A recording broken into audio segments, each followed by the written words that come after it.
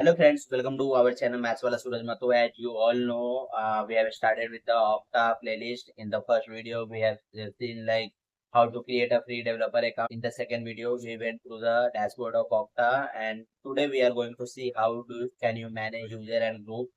And this will be third video for you, and this is going to be really amazing. It will help you to create users, manage group, assign applications, and all that.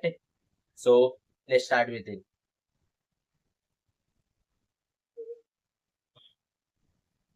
So first you need to go to Okta dashboard page, and once you go there, you need to select uh, people. Inside directory you can select people, and you can create user. In user you can enter the first name, last name. Here I am entering Okta user, and this will be the username or email.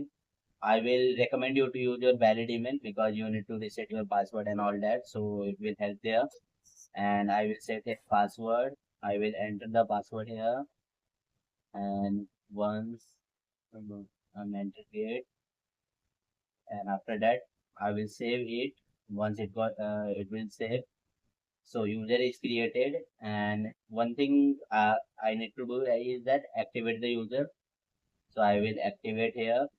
You can also do that, and we'll go to the in Okta user profile, and we will send reset password option for email so that user can set their own password at the email, and once they receive they can do login in it.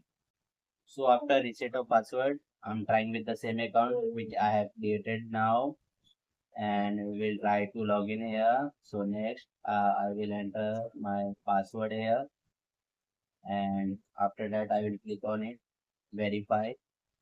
And as you can see, you need to set up your Okta Verify account, and I have already told you in the video only that you need to install Okta Verify in your phone. So I will scan in here, and then after scanning I will enter the code here. So I have scanned it and enter the code, and after login you can just see that uh, dashboard of it. But so after login you can see the dashboard of the user, but as you can see this is a different dashboard that we have seen for admin account. So this is for user only, and for admin we need to give permission to that. So now we will give permission. So for permission I will go into the people section. I will select that user, and once I selected it, I will click on admin role, and in admin role I have option of add individual admin, writes whatever I want to add, and you can see I have different options here like access API administrator, group administrator, and for any user you want to give full permission you can select simply a super administrator. They will get all the rights of the user, all the admin rights of the user. So once I was signing it, and after that I will save it. We'll click on save changes, and once it got saved, and now we will try for saving. It is asking for my code, so I will enter my code here, and we'll verify it, uh, and after that uh, we will try to log in with that user, and we can see that we have admin right or not, or do we have options of only user dashboard only.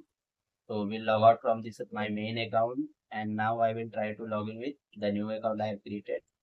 So I will enter here username, that is P10. After that I will enter my password here, and it will ask for code. So I will enter my code from the verified account, and we'll verify it. And after verified, as you can see, we have options of admin dashboard here also, and user dashboard. Once you click on my end user dashboard, you can see user dashboard, and also you can click, after clicking on admin you can switch to admin dashboard and do all the admin work you can do for it here, once admin rights are given to user. So we have understood how to create users, how to give admin rights, and how does dashboard and everything for user. And also you can edit your profile and all. After going to profile section you can edit whatever you want, like first name, middle name, and anything for that user. So now we will move to group section.